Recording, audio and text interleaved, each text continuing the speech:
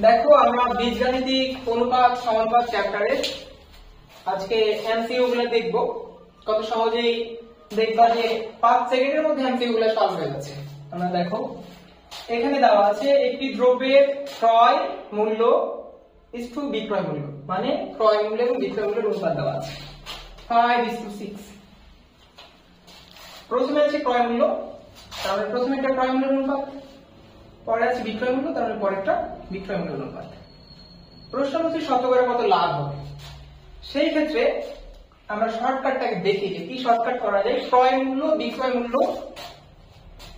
এই রিলেটিভ, ক্রয় ও বিক্রয় মূল্য রিলেটেড অঙ্ক করার ক্ষেত্রে আমরা কি শর্টকাট অ্যাপ্লাই করতে পারি একটু দেখো মনোযোগ। এখানে শর্টকাটটা হচ্ছে আমরা এখানে ছোট করে লিখি শতকরা পার্সেন্ট লাভ বা ক্ষতি, লাভ বা ক্ষতি।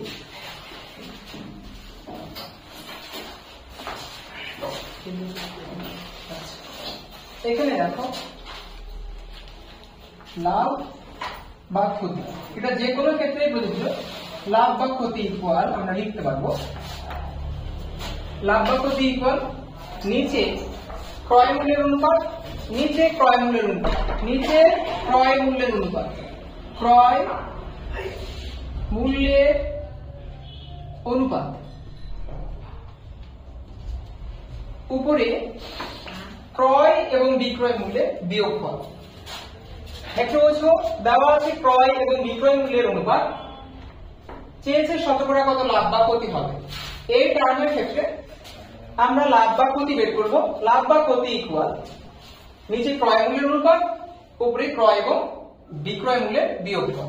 তাহলে ক্রয় এবং বিক্রয় মূল্যের বিয়োগফল কত হবে? 6 থেকে 5 বাদ দিলে 1 বা 1। যেহেতু বলেছি শতকরা কত, তাহলে এখানে আমরা দিব 100%। তাহলে দেখো এখানে ক্রয় এবং বিক্রয় মূল্যের অনুপাত 1, ক্রয় এবং বিক্রয় মূল্যের অনুপাত, ক্রয় এবং বিক্রয় মূল্যের বিয়োগফল 1। এখানে ক্রয় মূল্য কত? ক্রয় মূল্যের অনুপাত কত? 5 ইনটু 1 100%। এখান থেকে 5 20, आंसर হবে 20%। এমসিকিউ আসলে রাজশাহী বোর্ড 24। ঠিক একই রকম একটা এমসিকিউ দেখো একটু উল্টা ভাবে এসেছে। এই ক্ষেত্রে দেওয়া আছে একটি দ্রব্য 25/2% ক্ষতিতে। এখানে ক্ষতির পার্সেন্ট দেওয়া আছে আগে থেকে, দেওয়া আছে 25/2% ক্ষতিতে বিক্রয় করলে বিক্রয় মূল্য ও ক্রয় মূল্যের অনুপাত কোনটি হবে। আগের অঙ্কটা উল্টা, আমরা সেই শর্টকাট ট্রিক দিয়ে অ্যাপ্লাই করে অঙ্কটা উত্তর বের করতে পারি। দেখো শর্টকাট ট্রিকটা কি ছিল? শতকরা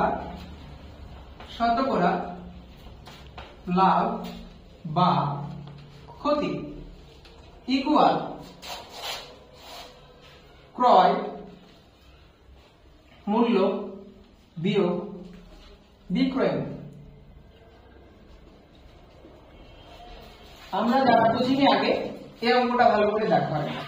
উপরে হবে ক্রয় এবং বিক্রয় মূল্যের পার্থক্য, ক্রয় এবং বিক্রয় মূল্যের পার্থক্য, এবং নিচে হবে ক্রয় মূল্যের অনুপাত, নিচে হবে ক্রয় মূল্যের অনুপাত, মূল্যের অনুপাত ইনটু 100%।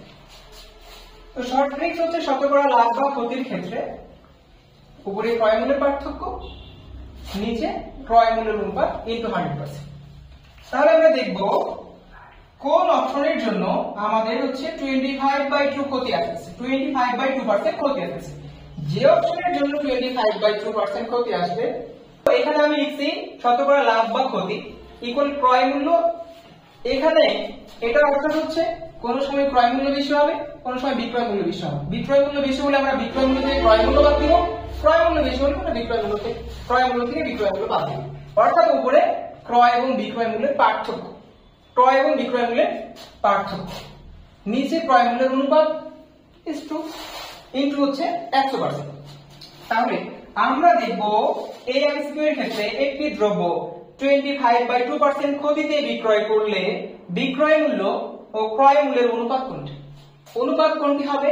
যে অনুপাতের জন্য আমাদের 25/2% ক্ষতি আসবে সেটাই হবে আমাদের এক্সাক্ট आंसर। আমরা দেখি এখানে দেওয়া আছে ক্ষতি, যদি ক্ষতি হয়, ক্ষতির ক্ষেত্রে কি হয়, ক্ষতির ক্ষেত্রে কি হয়, ক্রয় মূল্য বেশি হয়, বিক্রয় মূল্য কম হয়। যখন বিক্রয় মূল্য কম হয় ক্রয় মূল্যের চেয়ে তখনই ক্ষতি হয়। তাহলে ক্ষতি হতে হলে বিক্রয় মূল্যের অনুপাত কম হতে হবে। কথায় কথায় প্রথমে দেখো, যেহেতু অঙ্কে প্রথমে চেয়েছে বিক্রয় মূল্য, তাহলে অনুপাতের প্রথম অংশটা অবশ্যই বিক্রয় মূল্যের অনুপাত এবং পরের অংশ হচ্ছে ক্রয় মূল্যের অনুপাত। যে অনুপাতে বিক্রয় মূল্যের অংশ বা বিক্রয় মূল্যের অনুপাতটা কম আছে, যে ক্ষেত্রে সেটাই হচ্ছে সেখানে সেই ক্ষেত্রে ক্ষতি প্রযোজ্য। তাহলে এখানে দেখো, এখানে বিক্রয় মূল্য 7, ক্রয় মূল্যের অনুপাত 8। এখানে বিক্রয় মূল্য কম, ক্রয় মূল্য বেশি, এটা রাইট হতে পারে ক্ষতির ক্ষেত্রে। এখানে প্রথমে যেহেতু বিক্রয় মূল্য পরে ক্রয় মূল্য, অর্থাৎ এটা বিক্রয় মূল্যের অনুপাত, এটা ক্রয় মূল্যের অনুপাত। এখানেও এই ক্ষেত্রে বিক্রয় মূল্য কম, ক্রয় মূল্য বেশি, অর্থাৎ এখানে ক্ষতি হতে পারে। তবে বাকি গ নাম্বার অ্যানসারের ক্ষেত্রে দেখো, এখানে কি হচ্ছে, বিক্রয় মূল্যের অনুপাত বেশি, ক্রয় মূল্যের অনুপাত কম, সেই ক্ষেত্রে ক্ষতির ক্ষেত্রে এই অ্যানসার কখনোই হবে না। তারপর এখানে দেখো, এই ক্ষেত্রেও বিক্রয় মূল্যের অ্যানসার, বিক্রয় মূল্যের অনুপাত বেশি, ক্রয় মূল্যের অনুপাত কম, অর্থাৎ এখানে লাভ হবে, ক্ষতির ক্ষেত্রে এই অ্যানসার প্রযোজ্য না। আমরা তাহলে দুইটা অপশন বাদ দিতে পারলাম। বাকি দুইটা অপশন ক এবং খ এর মধ্যে রাইট অ্যানসার আছে। যে ক এবং খ এর মধ্যে যে অপশন থেকে আমরা 25/2% লাভ পাবো সেই অপশন প্রযোজ্য। তাহলে আমরা ক নম্বর অপশন টেস্ট করি। 7:8 এর ক্ষেত্রে দেখি আমাদের এখানে অঙ্কে চাইছে যে ক্ষতি হবে, তাহলে 25/2% ক্ষতি আসতে হবে, তবেই হচ্ছে সেটা রাইট। তো এই ক্ষেত্রে দেখি উপরে ক্রয় এবং বিক্রয় মূল্যের পার্থক্য। দেখো এই এমসিকিউতে কি দেওয়া আছে, 7:8। এই ক্ষেত্রে অনুপাতের পার্থক্য, আমরা বলছিলাম ক্রয় এবং বিক্রয় মূল্যের অনুপাতের পার্থক্য 1। ক্রয় মূল্য কোনটা, যেহেতু প্রথমে বিক্রয় মূল্য, অর্থাৎ প্রথমে একটা বিক্রয় মূল্যের অনুপাত, এবং যেহেতু পরে আছে ক্রয় মূল্য, শুধু পরেরটা ক্রয় মূল্যের অনুপাত। আর নিচে হবে ক্রয় মূল্য 8 × 100%। অঙ্কটা তোমরা করে দেখো, এখান থেকে কত পার্সেন্ট আসবে, 20। এখানে করলে আমরা হবে 4/100 আর 4 দুগুণে 8। এখান থেকে আমরা তাহলে সুন্দর করে দেখতে পাচ্ছি এই অপশন থেকেই চলে আসছে 25/2%। এখন ঠিক একই ভাবে আমরা একটা এমসিকিউ দেখি। আমরা পরবর্তী এমসিকিউটা তোমরা চেষ্টা করো, তোমরা পারবা, এবং উত্তর তোমরা বলো কত হবে এখান থেকে। এখানে অঙ্কটাতে দেখো, লাভ দেওয়া আছে 25%, প্রথমে দেওয়া আছে ক্রয় মূল্য, পরে দেওয়া আছে বিক্রয় মূল্য। তাহলে যে অনুপাতগুলো আছে আমাদের, সেইগুলোর প্রথমেরটা হবে অবশ্যই ক্রয় মূল্যের অনুপাত এবং পরবর্তীটা হবে বিক্রয় মূল্যের অনুপাত। তো আমাদের এখানে দেওয়া আছে ক্রয় মূল্য এবং বিক্রয় মূল্যের অনুপাত কত হবে 25% লাভের ক্ষেত্রে। তাহলে আমাদের শর্টকাট সূত্র কি ছিল, লাভ বা ক্ষতি। এখানে লাভ আছে, লাভ প্রযোজ্য।